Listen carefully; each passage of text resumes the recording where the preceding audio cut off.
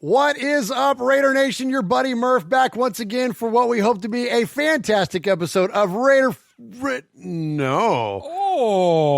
is the first ever Tales from the Nation live. That's right. No Raiders fan radio tonight live from Murf's Fan Cave. We're doing the other show, or one of the other shows that's on the Murf's Fan Cave network. We are doing an episode of Tales from the Nation live, so we won't be talking about the current Raiders tonight. Maybe a little bit of that might creep in, especially considering the content and all the rumors that are swirling around the guy that's at the center of all of this. That is number 12, Tom Brady. So we might talk a little bit about that, but for the most part, we're going to talk about the history of this play, and that is the tuck rule and its impact on the Raiders and the impact at that time, and then the aftermath and all that good stuff and all the things that swirl around that. So anyways, that is what Tales from the Nation is when we go back and explore significant moments in the Raiders history. And I definitely do not do this show alone. And so welcome in my co-host for the evening, the one and only Swag Jeff. What's That's up, Swaggo? right. Yo, I am so excited to be back here, guys. I am so excited. It's been 3 weeks.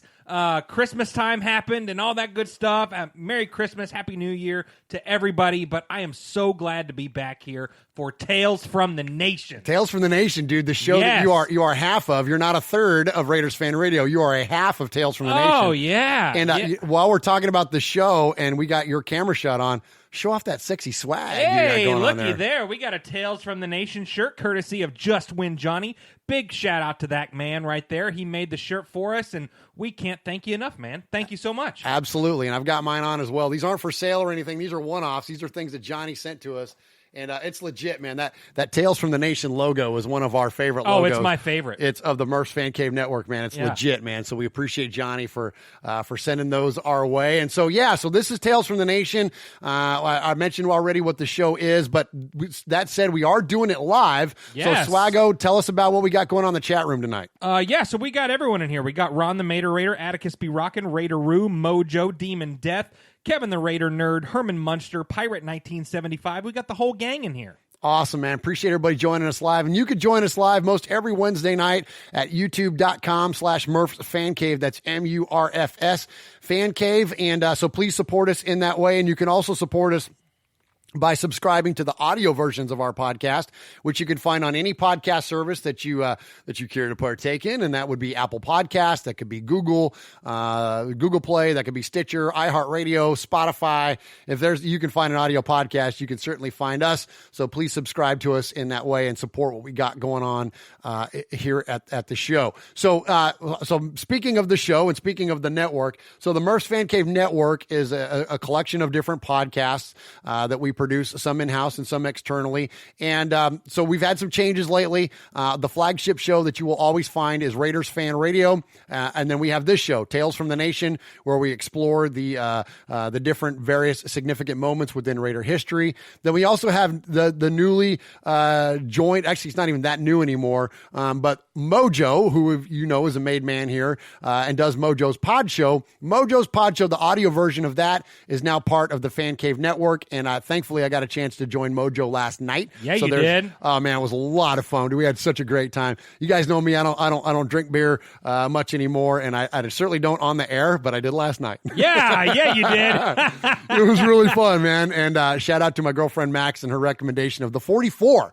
Oh my gosh, from Black Abbey. Black Abbey, dude. It's my favorite, man. Oh, it's so good. It's so good, right? It's a coffee stout. Yes. Yeah. Yes. When they originally released it, it's like a Colombian coffee or something like that, and they named it after Barack Obama. Oh, really? Yeah. I didn't know. The 44. He's the 44th president. Oh, that's where that came from. Yes. Dude, nice, Swaggo. Dropping that knowledge on us, man. So good. Well, and good. and they get those coffee beans from the Frothy Monkey. Which is a local coffie shop. Yes. And you know what? That's where I met Max. Oh my gosh. I know. All right. How cool is that? Oh my gosh. My heart is melting. Yes, it is. Hey, you meant to say Max. So anyway, so cool stuff there from Mojo, and glad to be part of his show last night, and look for that coming up soon here on the Murf's Fan Cave Network.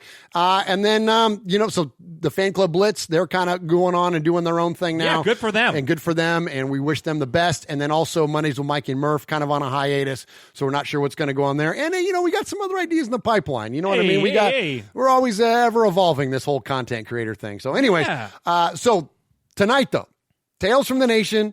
We're going to kick it off, the first live ever Tales from the Nation with the Tuck rule. But, Swaggo, we played the RFR intro we at did. the beginning of this show, but we have an intro for Tales from the Nation. Oh, yeah, we do. It's a good one. So let's go ahead and switch over and let's kick this thing off official and do the Tales from the Nation introduction.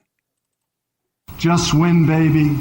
Commitment to excellence. The famed silver and black. The holy roller. Goes to the post. The immaculate reception. Time never really stops for the great ones.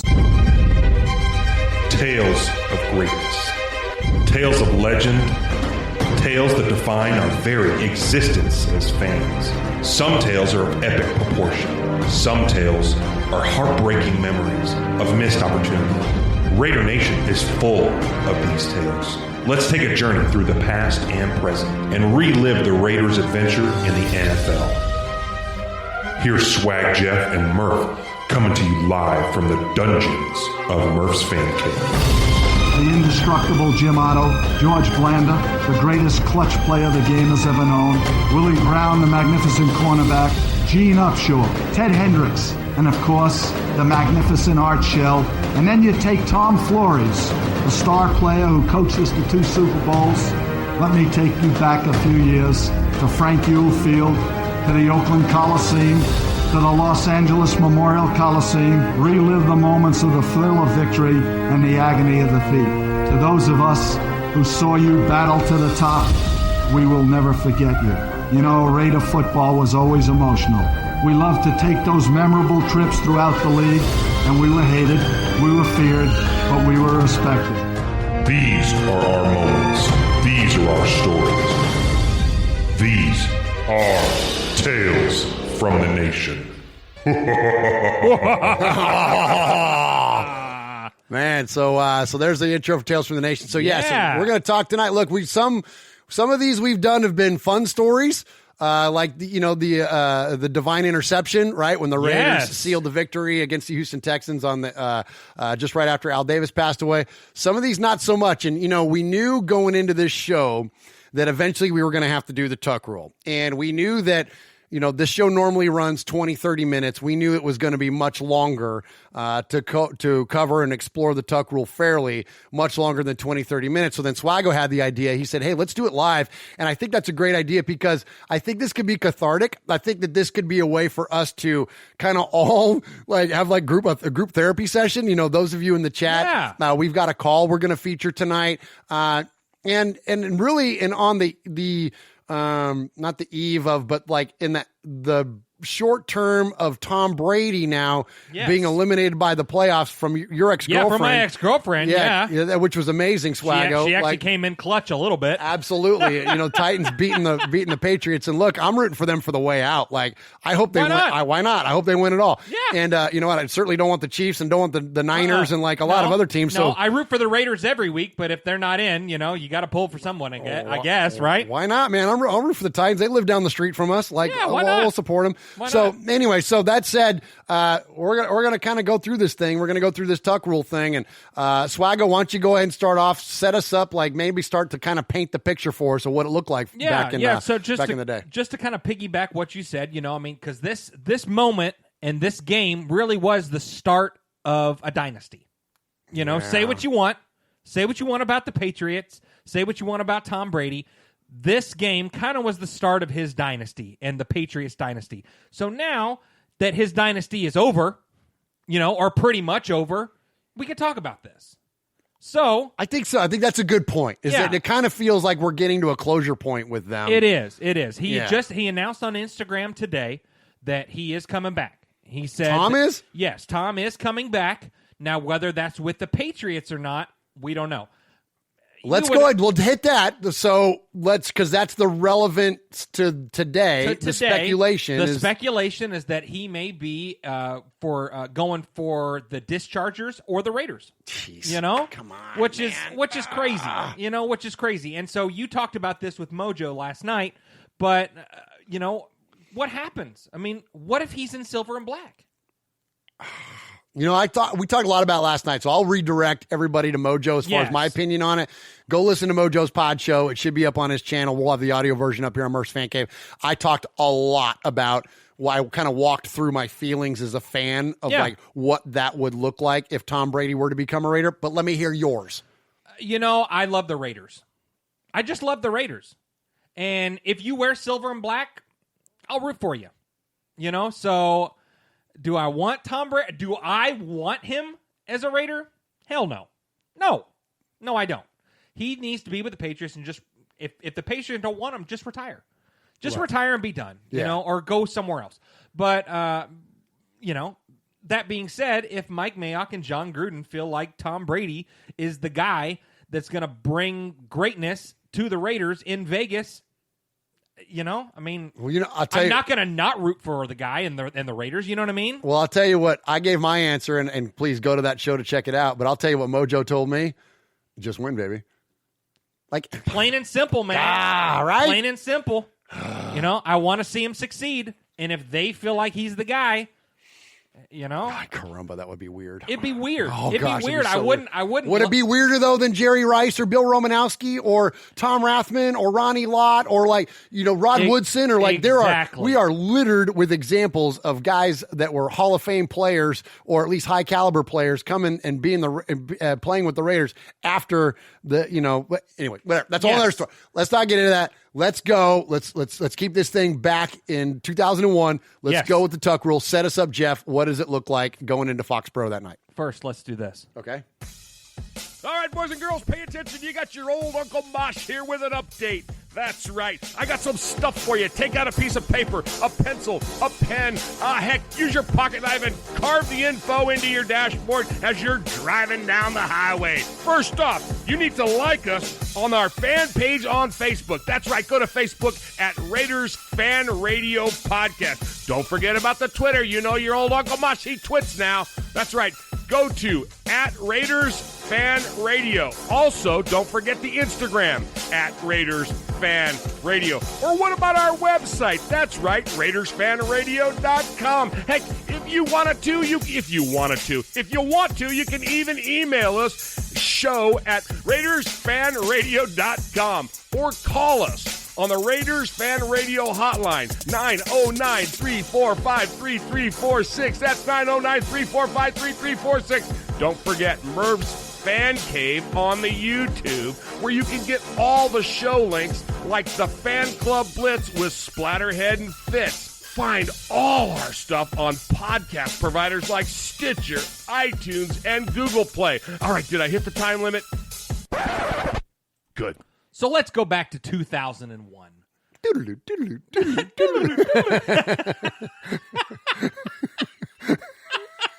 Sorry, that tickled me. So 2001. Yes. So the off season before the 2001 season, the Raiders were gearing up, man. They were coming in. Yeah. They were acquiring weapons.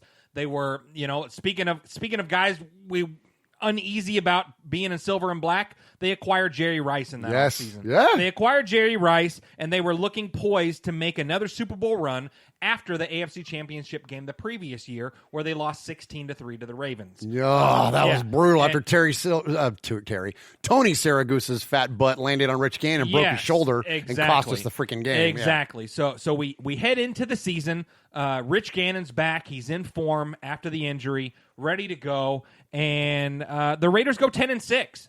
They go 10-6, and they win their second consecutive AFC West title. Yes. So they go into the playoffs, and they put a little hurting on the Jets. In the wild card round. Oh, Charlie Garner, baby. Yeah, why don't you talk about that? Well, I'll tell you, man, one of my favorite plays, I would say in recent Raider history. This is a long time ago now, but gosh, it was amazing. So I was living out here at the time. So I'd relocated to the Middle Tennessee from the Bay Area, and I was watching the game at Mosh's house. So shout out to Uncle Mosh, who is the Western Annex is a little quiet over there tonight because Mosh isn't with us.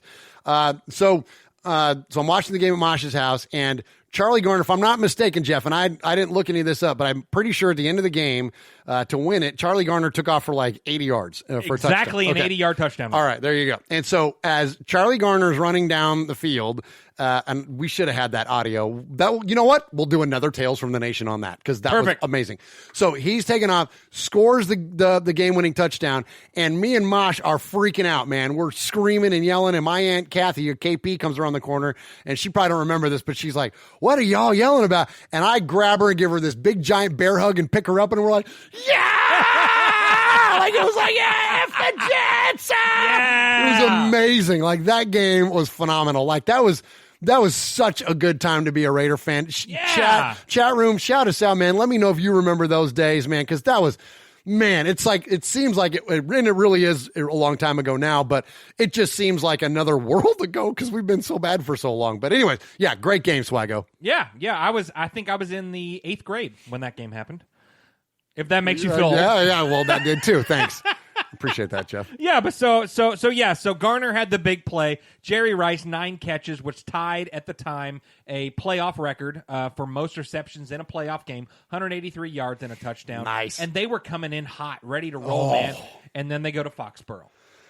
They go to Foxborough, January 19th, 2002, the divisional round playoff game. They head into the game. And it's another word for this. Everyone calls it the Tuck Rule game, but it was the Snow Bowl. Yeah, absolutely. It was the Snow Bowl. Yeah. And so the game. So they're up 13-10. The Raiders are. And isn't this the last game in Foxborough? The last game in Foxborough. Okay. Yes. All right. Yes, absolutely. That's Foxborough Stadium, anyways, Foxborough before Stadium, the new yes, Gillette before and all Gillette. that business. Yep. But yeah. So before this play happened, before the infamous play happened. The play before, the Raider cornerback Eric Allen, who was lurking around the Patriots sideline, heard Brady talking to the offensive coordinator and heard the play that was called. Oh, and so look at you dropping some knowledge, Swaggo. Yeah. I love it. So Eric Allen runs to the sidelines and tells the defensive coordinator, "This is what they're running. This is what they're running." And so be ready for it. So the play was called, and they called a corner blitz. And nice. Everyone's favorite, number 24, Charles Woodson, the GOAT, comes in and just lays a smack on his former Michigan Wolverines teammate, Tom Brady, and the ball pops out.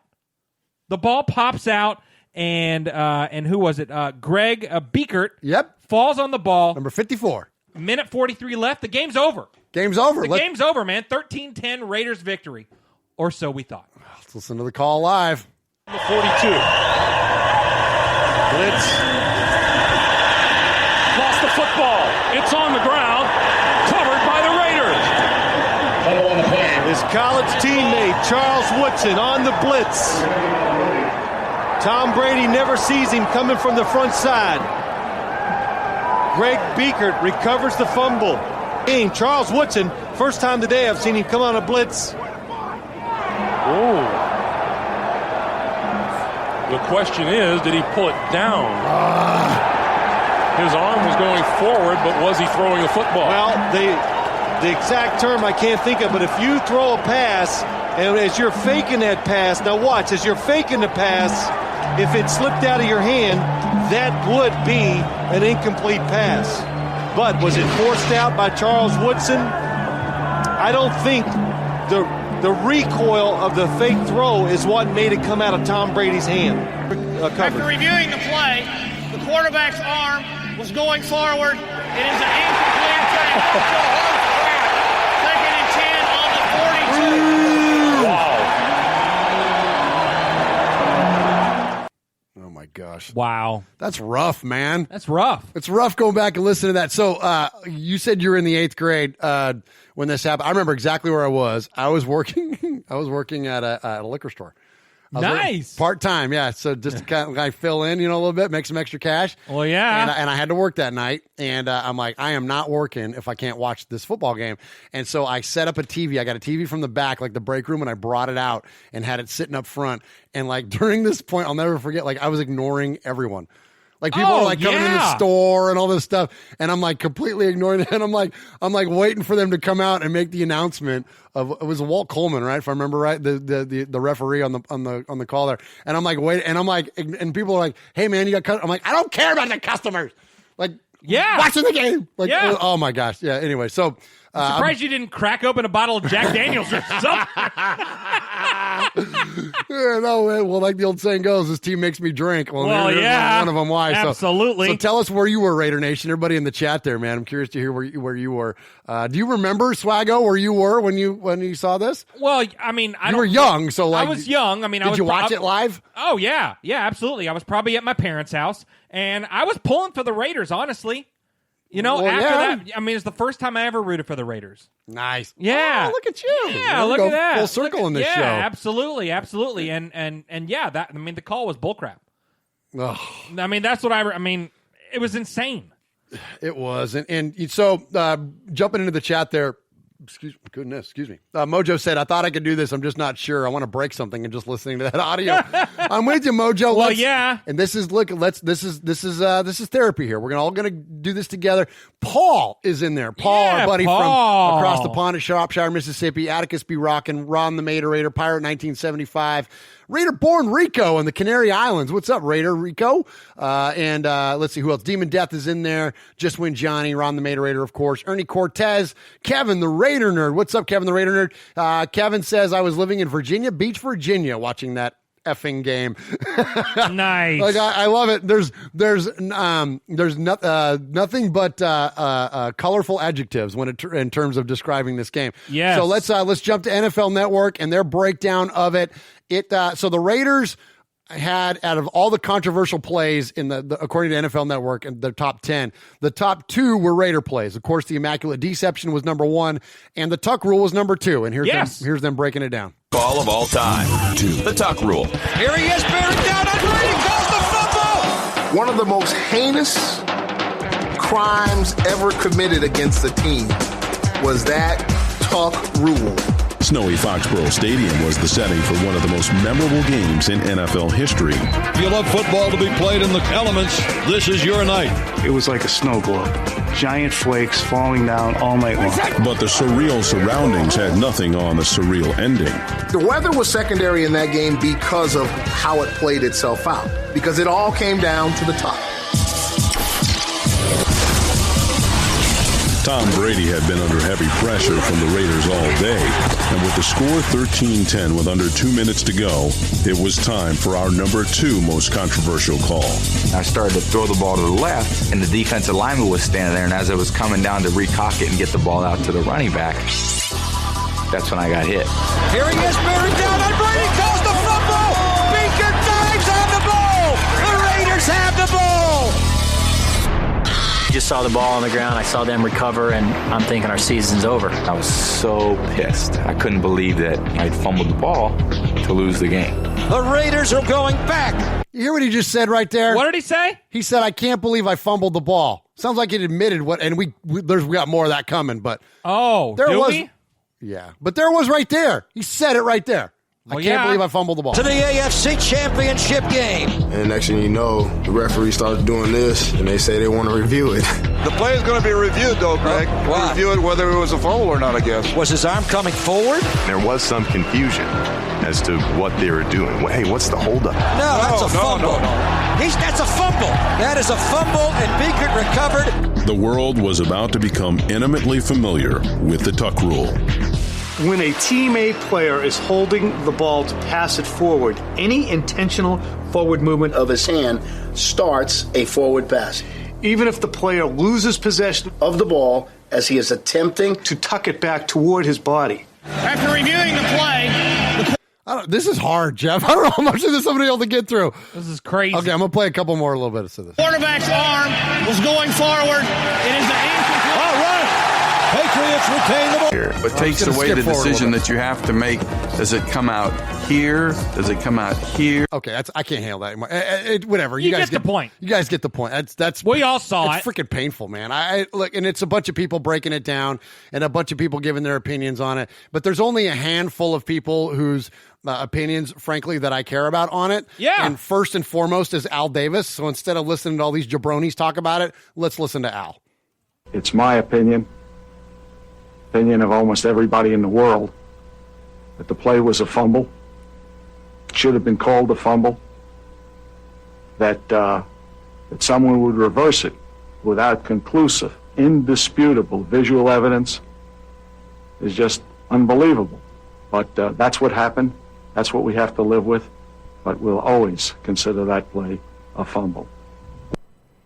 Absolutely. Yes. That's period. Plain and simple. Period. End of story. And it's like, I forget who it was that talked about there's the bar test. Like if you ask 10 people in a bar, is that a fumble? The answer to that question, 10 out of 10 is yes. Right? And I forget who it was. It was like Schlereth or somebody like that, or Baldinger, or somebody's got that rule. But and I think about that a lot of times. Like you think about the Saints Rams play.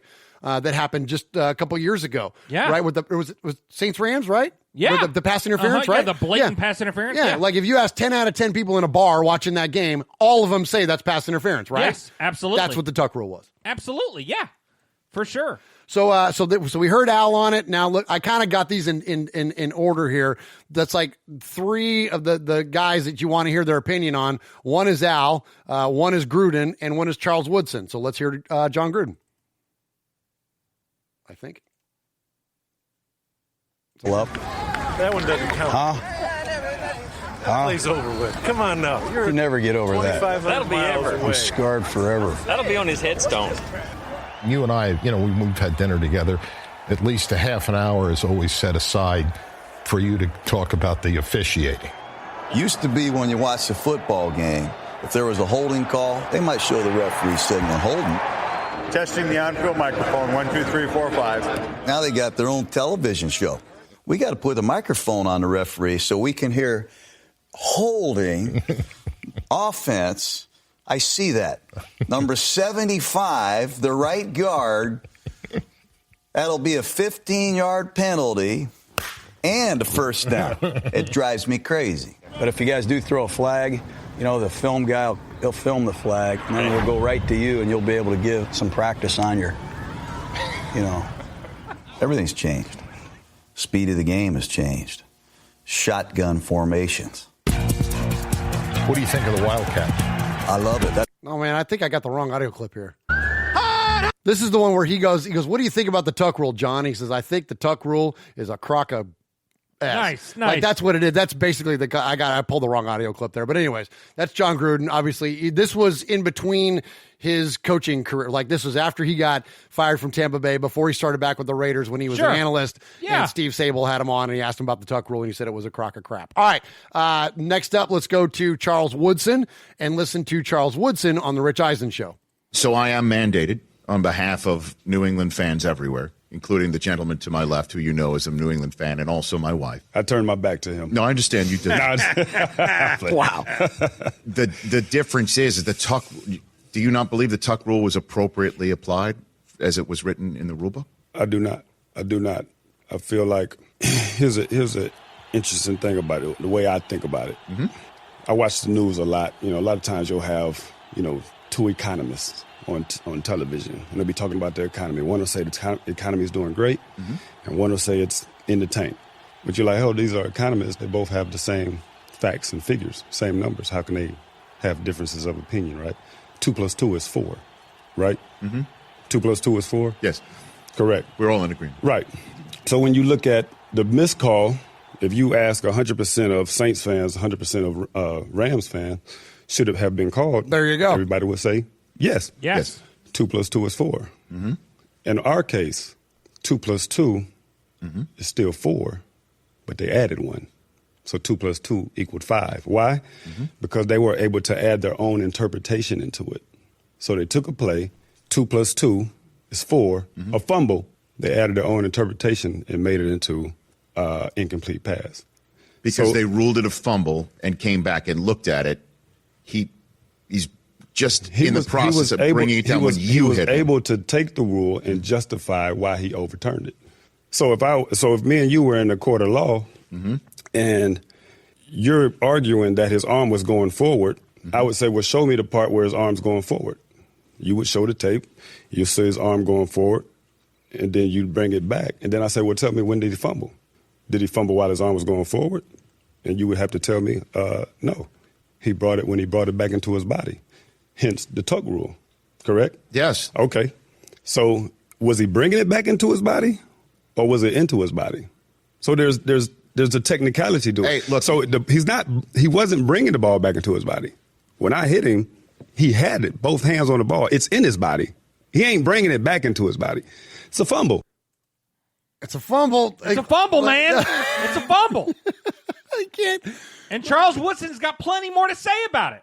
Plenty more to say about it. In fact, we're going to hit one more, and then we're going to get into some more fun stuff around this. I promise we're not just going to relive all the despair and the angst around the bad call and the interpretation and all that garbage. But we're just going to. Hey, so before you get into this, yeah, Paul says it's my first time on the live chat, and I'm stomping him around my room at 1 o'clock in the morning, angry and ready to go to sleep now. Paul, stick with us, brother. He finally makes it into a live show, and he picked the Tales from the Nation doing the tuck rule. Sorry, Paul. Oh my gosh. We're sending a lot of love and positive vibes your way, man. A lot of yeah. Sorry, buddy. I appreciate you joining us, though. It's good to have you. Oh yeah, it's really cool to have you. All right, so I promise this is gonna get fun in a minute. We're gonna start playing with this in a second. But first off, let's continue the Charles Woodson thing and listen to him talk about it on A Football Life. In frozen Foxborough, the Raiders battered Tom Brady. They led by 3. A trip to the AFC Championship game was just over 2 minutes away. But it didn't end the way it should have ended. Yeah, I'm coming off the left side. I see Brady drop back, getting ready to launch the ball. There's my opportunity. Woodson showing blitz. Here he is, bearing down on Brady. Calls the fumble. Beaker dives on the ball. The Raiders have the ball. Charles Woodson came on a corner blitz, and he rocked his former Michigan teammate. Game over. Or so we thought. The play is going to be reviewed, though, Greg. Why? He does bring it forward, but that's not to pass the ball. He pumped it. He was pulling the ball back. So the more time went on, the more everybody on the sidelines like, I think we're about to get screwed. The quarterback's arm was going forward. It is an ankle. Oh, man, what a call that is. That's the worst call in the history of all sports. All the air was let out of the Oakland Raiders. After that happened, we never recovered. It's a sudden death for the Raiders season as they are beaten here on this dark, freezing night in Foxborough. Clearly a fumble. The guy was going to throw the ball. This is Woodson right after the game. Post game, yeah. Ball. He pumped it, brought it back down, and then I hit him. The ball came out. Clearly a fumble. So you totally disagree with the fact it was overturned? Damn right I disagree. Time owes me. But okay, this is cool. Listen to what Charles Woodson has to say right here. This is neat because this is going to lead into our next audio clip. But you know what? Me and Tom have never talked about that play. And so I imagine maybe sometime, maybe I'll just sit down with him in a lonely bar somewhere, just me and him, and I'll just ask him point blank, Tom, just tell me. If you could just tell everybody in the world what it was, what was it? I know what he would say. That's pretty cool. Okay, Swaggo. So Charles says, I would love to sit down with Tom and just ask him. And I know what he would say. Okay. Well, the Raiders fan radio, or in this case, Tales from the Nation, microphones were there. Oh, were they? And we heard it when Charles Woodson, this is not a joke, this is really Charles Woodson sitting down with Tom Brady and confronting him about the tuck rule. And listen, Raider Nation, pay attention to how awkward this gets and how quick. These are two guys that were teammates. These guys are buddies. They're Michigan teammates. Yes. Listen to how awkward this is. First things first, man. Let's get the hard question out of the way. 2001, we playing you guys playoff game. Woodson showing blitz. Here he is, bearing down on Brady, calls the fumble. Beaker dives on the ball. Charles Woodson came on a corner blitz, and he rocked his former Michigan teammate, the guy who lockered only 2 stalls away from him in Ann Arbor, and knocked the ball away. Just got to ask you, man, was it a fumble?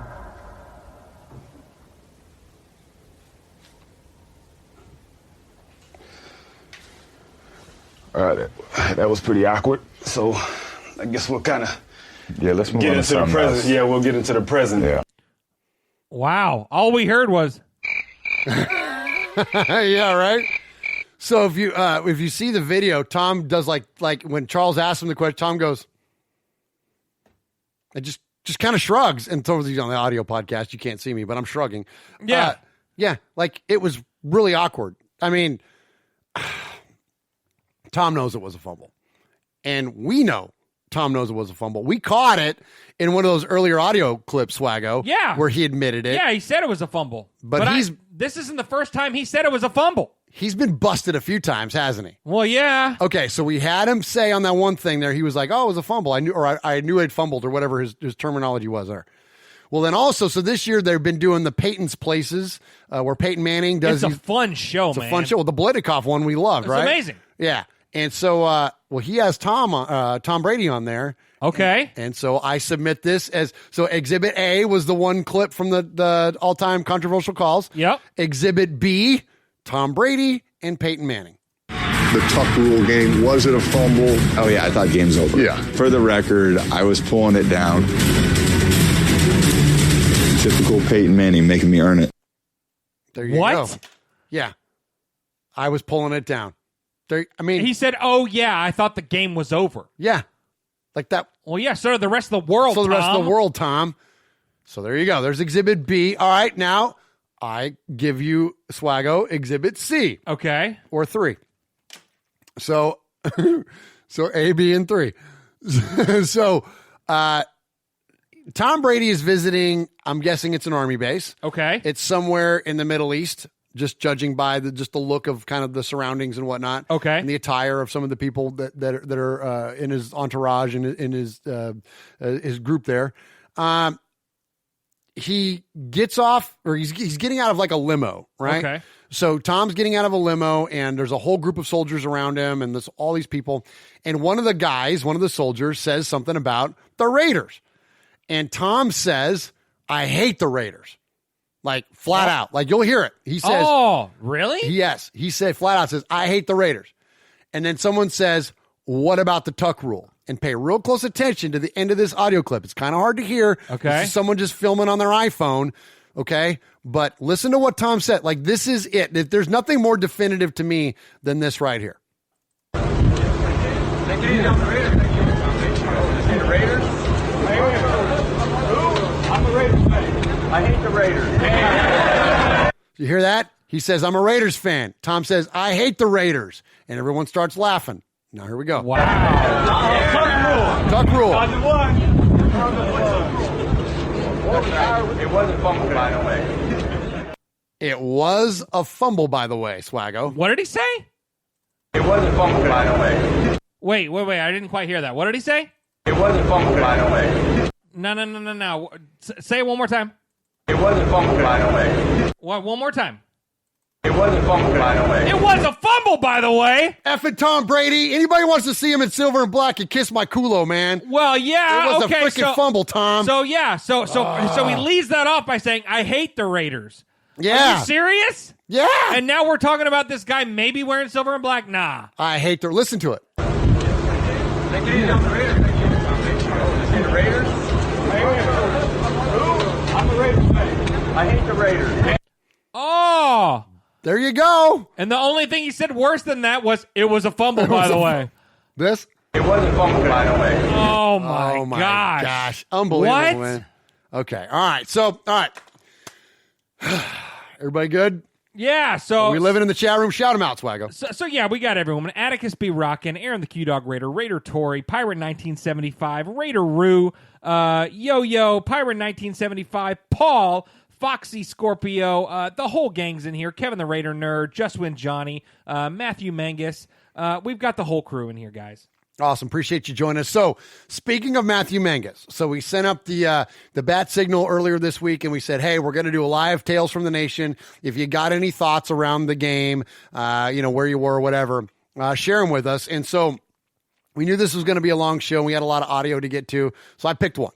I picked one call that I felt represented all of our thoughts, feelings around Raider Nation and around the Tuck Rule. And not only did I pick this guy because I thought he expressed kind of where we were all at mentally around it, but also, shame on me, Swaggo, on Raiders Fan Radio, if you call and leave a message 3 times, you become what?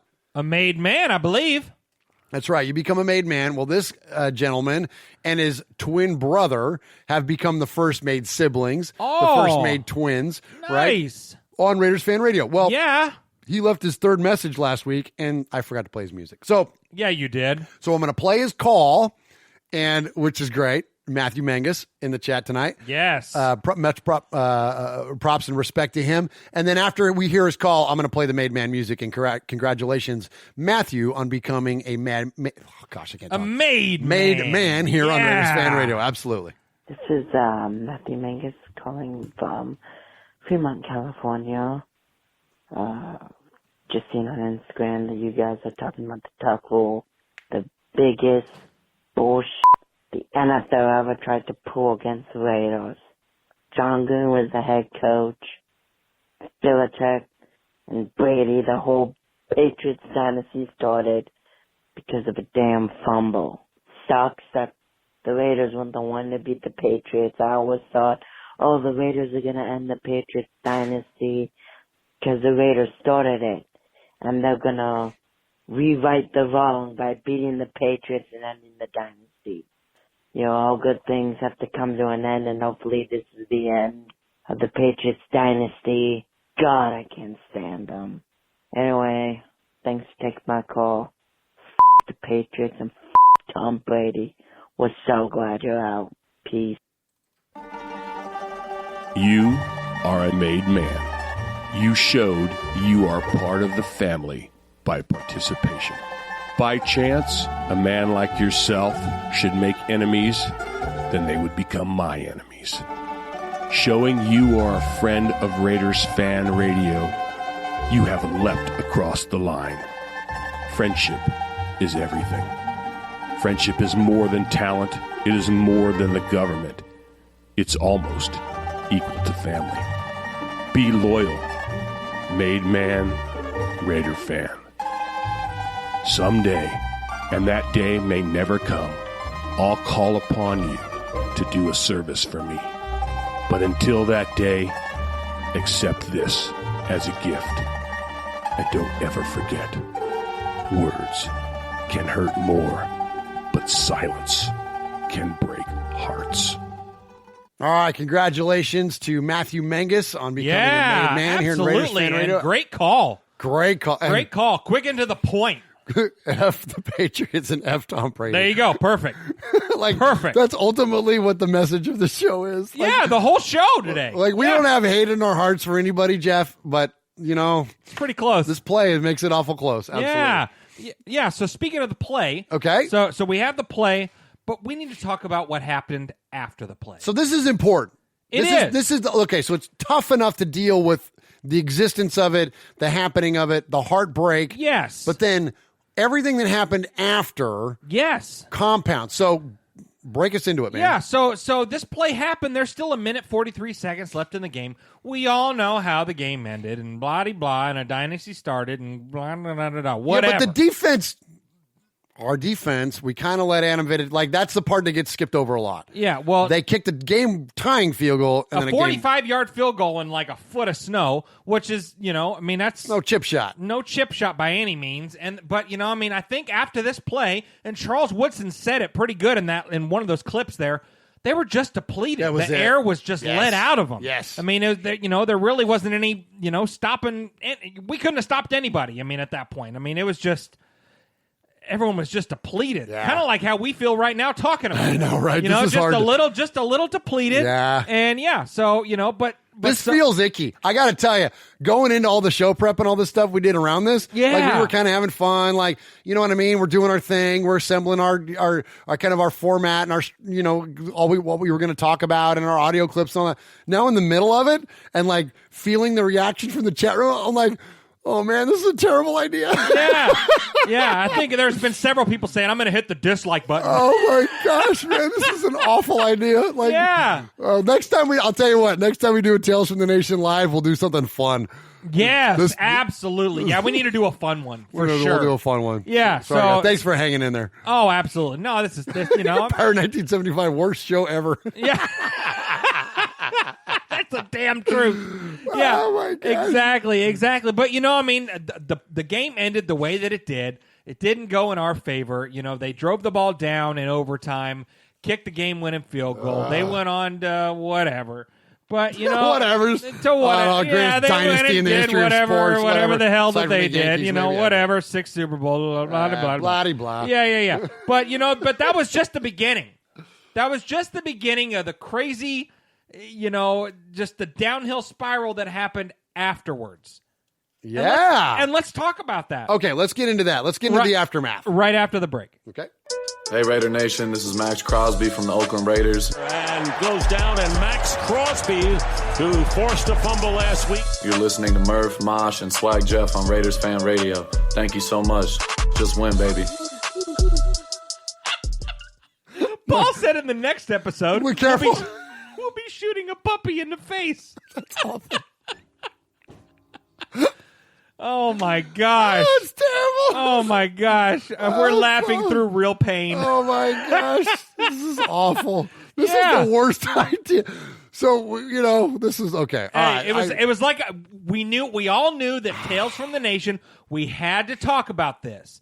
So the Band-Aid has just been ripped off, man. And next week we'll do like Holy Roller or Sea of Hands or something like that. We got to do a fun one. We'll do a fun one, man. Yeah, absolutely. So Ron says massive spike in listener alcohol consumption. After the you're show. not kidding. Oh my Why are they gosh. waiting until after the show, Ron? Don't listen to the show and drive, he says. Oh my gosh. Empire 1975. Push Grandma down the steps. Oh my gosh! Oh man! All right, sorry, man. No, we'll get through this together. I promise. Okay, here we go. And Q said Brady should have played for the Ohio State University because it's so bad. No, well, yeah. Yeah, it's so bad. Yeah. So anyway, so after this game, after this play, the aftermath, Jeff. The aftermath. So Al Davis was pretty pissed at Gruden during this game. And I didn't know that until doing a little research. Yeah. He was pissed. I guess he was pissed. I think someone in the chat said he was pretty pissed that he iced the kicker at the end of the game. Like literally. Yeah, he was already iced, but we called the timeout anyway. Yes. Yeah. Iced the kicker. Apparently Al was pissed about that. And Al was also pissed that he wasn't more vocal in challenging this play for the actual like confronting play. the referees anyway. Confronting the referee, being more vocal about it. He was pretty pissed that he didn't do it. And so, after the game, he just decided to trade him. Trades John Gruden. Sends him to Tampa for what? A bounty. Yeah. 2 number 1s and 2 number 2s and an $8 million check. Because only Al would like include cash like considerations for a coach. Yeah. I meant to look it up. I don't know if in the history of the league how many coaches have ever been traded. I meant to look that up. It's a very short list. That's a very short list. Okay. So let's hit it. I got one more audio clip for you before we let's keep this thing under an hour of misery here. I got one more audio clip for you before we close out the show. Let's go to the aftermath and hear about the trade. Well, that was the first and only time Al involved me in a coaching search and recommended that he hire Amy Trask speaking, by the way. Here we go. Bill Belichick. The thing that stood out to me the most is how smart he is. I learned later from someone that there's an expression for that in the New England area, wicked smart. And I'd never heard that before, but boy, he is so intelligent. And everything he said impressed me. Davis, though, picked Gruden.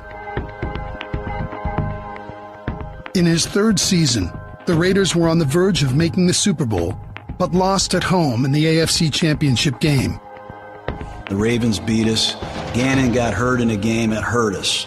That might have been a different game if we had Gannon. What's it like in the playoffs, being on that losing side at the end of the game? It's the worst. It's humbling. It's deathly quiet, and it takes you a while to get over the finality of it all. But we were loaded. We won the division again. But fall short of the Super Bowl again, losing to the Patriots and their second-year head coach Bill Belichick in a game decided by the Tuck Rule.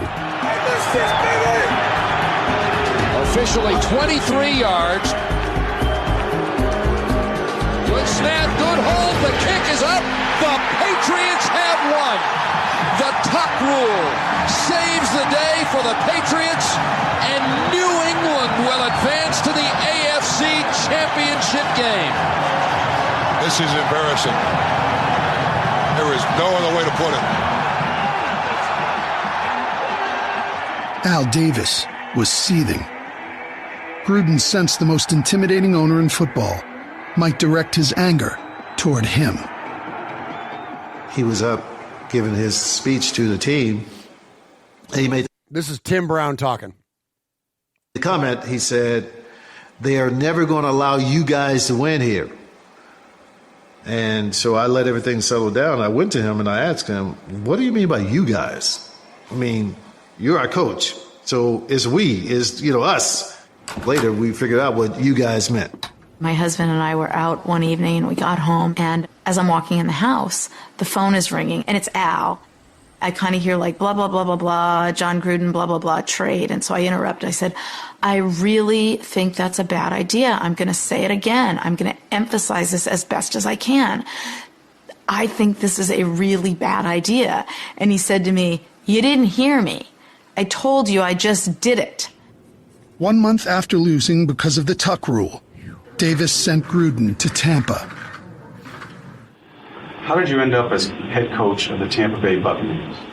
I really don't know exactly how it all came about. I got a phone call late, 2 o'clock in the morning or so, from Al Davis, and he said, basically, the parameters of a trade has been worked out. Would you like to go to Tampa Bay? And a lot of things transpired in a matter of minutes. And when I woke up the next day, I was kind of shocked, that much change had occurred in that short period of time. If we win a divisional playoff game on the road in the snow, no matter what happens in Pittsburgh, I believe that John Gruden remains as a head coach. I don't think he leaves. My name is John Gruden, and I am the head coach of the Tampa Bay Buccaneers. Yeah. Golly. That's the worst, man. It's brutal. So here's the deal, man. So here's kind of the inside story, right? And this is where we're going to hopefully bring some it's not fun content, but it's insightful content we're going to hope that we bring to you all here by tuning into this here on Tales from the Nation. So in one of our favorite books, and we've had two of these three authors on our show. So we've had John Kingdon and Steve Corcoran both on the show, and Bruce Kebrick, the third author of Al Davis, Behind the Raiders Shield. He was an Al Davis confidant, Swaggo, right? He was like a player personnel guy for Al for like 31 years. Yeah, he was in charge of like finding the next coach, like coach hiring and stuff like that. Yeah, absolutely. So so Kebrick, when he was down at, I believe it was like the East-West Shrine game, John Gruden's dad, Jim, and John Gruden's agent at the time, and I want to make sure I get the names right on here. I'll come up with it in a second. Let's see. Bob Lamont. Bob Lamont was John Gruden's agent at the time. So Bob and Jim Gruden, John's dad, come up to Bruce and they say, hey, John is in a contract year, and Al Davis has made an offer to John, but he's lowballing him. So, so the kind of the behind the scenes going on here is that in the wake of the Tuck Rule game, John Gruden is in a contract year. Okay. Well, going into this, everybody knew that Al Davis had an issue with John Gruden becoming a face of the franchise. John Gruden was becoming the face of the Raiders. It was no longer Al Davis. And anything that we know about Al Davis is that he didn't want to be, usurped or front stage by anybody. Like, he wanted to be the face of the franchise. He wanted to be the man. And so John Gruden was becoming the man, and that bothered Al. So going into this, Al knew that if the Raiders won that game in Foxborough, and we're heading into another AFC Championship game. There was no way that he could let John Gruden go. He knew that he would have to sign him to a contract extension. Right. So the Raiders lose the game, and many feel that Al used this as an opportunity to use that leverage of the loss that he had in that short window of time to then use John Gruden as a bargaining chip to get additional value in the draft via this trade. And even Bruce Kebrick in this book says, Al called me and said, I can get 2 1s and 2 2s for Gruden. Would you do it? And Bruce Kebrick told him I would trade Vince Lombardi for 2 1s and 2 2s. So yikes. Give us Swaggo before I get into the aftermath of the aftermath. What did the Raiders get in exchange for John Gruden? Yeah, so Raider Nation, make your decision. What would you rather have? 2001 John Gruden or Philip Buchanan, Langston Walker, Tyler Brayton, and Jake Grove? And $8 million. I mean... Ouch. Ouch. That's why Amy said in there, I would rather have the generational head coach. I would rather have the guy. Yeah. We would have rather have continued on the path with John Gruden. So we trade for those guys. And here's, I'm going to give the last couple paragraphs of the Al Davis Behind the Raider Shield book. So John Gruden, as according to Bruce Kebrick, John Gruden was a Pyrrhic victory to Al Davis, Kebrick said. Al won the battle, but he lost the war. I supported the trade, and I was giddy thinking about all of those draft choices. I later realized that the draft picks were just expensive pieces of paper. If you have a special coach, you don't let him go. Just like that, Davis had jettisoned a successful young coach and turned over the reins to an unheralded assistant coach, Bill Callahan.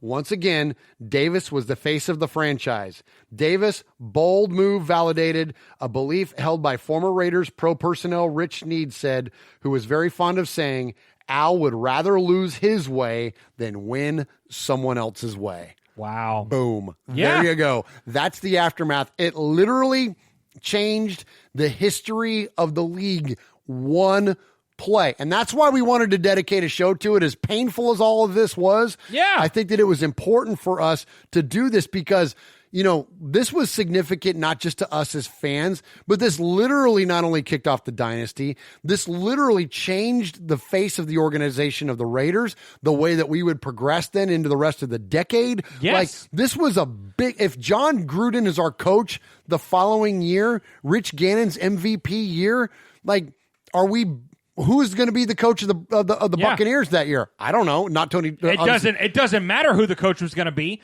you know, because you could say, I mean, that was our 4th ring. That was it. That was our 4th ring, man. Al Davis literally cost himself another Super Bowl by trading away John Gruden. I firmly believe that, and that's not an indictment of Al. You know how much respect and love and admiration we have for Al around here. Yes. But I feel like this one, I think that his ego and his desire to be the man cost us a chance to win. The just win baby got overridden by Al Davis baby. I mean, I hate that. I hope you guys don't, take a run at me too much in the chat here, but what do you think? Because, Swaggo, let me ask you, did Al get in his own way? I mean, yes. I mean, clearly, yes. Yes, he did. Because, you know, you could say, and we're gonna kind of tease this because after plenty of time to lick our wounds after this terrible episode of Tales from the Nation, we'll have to talk about this Super Bowl. We'll have to talk about the Super Bowl the following year where, you know, Rich Gannon in, you know, MVP form, they go to the Super Bowl, but John Gruden coached all these guys up. Yeah. So he knew what they were going to do. Bill Callahan did not change the offense, literally. You know, that's like why it took the exact same offense that John Gruden developed and just kept it going. Kept it going. And Rich Gannon turned into an MVP. Exactly. Absolutely. And, you know, I mean, so you ask, why did Gannon throw 3 pick sixes in a Super Bowl? Because Gruden was ready for it. Yes. He knew it. Yeah. He knew it was coming. So we'll talk about that. Or, you know what? Or maybe we won't. Or maybe we won't. I have that pennant hanging up behind you over there, by the way, just because I want it just to be a sad reminder of what you can't see Jeff's camera shot there, but yeah. Absolutely. So this is the chat, man. You guys rock. We love the chat. And so Kevin the Raider Nerd is in there. He says, after the show, Murf, Swag want to take turns kicking me in the nuts too. Yeah, right. I love that. And a lot of people in there. Aaron the Q-Dog Raider's in there. Raider Homer. What's up, Raider Homer? I haven't seen him in a while. He's in there. Sugar Shane. Ron the Materator says this show should be called Tales from Depression. Yeah, seriously. Yeah, absolutely. So seriously. Anyways, thanks for hanging in there with us, guys, tonight. You know, I know this wasn't the most fun journey to go through, but it's cathartic. And you know what? And now it's out of our system. Now we can go back, or I'm going to go back to pretending this thing didn't exist. It didn't happen. Yeah. And I'm going to celebrate the Las Vegas Raiders. Yeah. This was a Tales of Depression from the Oakland Raiders. So hit us a break there, Swaggo, and then let's come back and kind of close this thing out best we can. Yeah. Hey, Raider Nation. I just want to say hello. This is Pastor Mondo of NationMinistry.net. You're listening to Raider Fan Radio with Uncle Marsh and my brother, Murf. Just win, baby.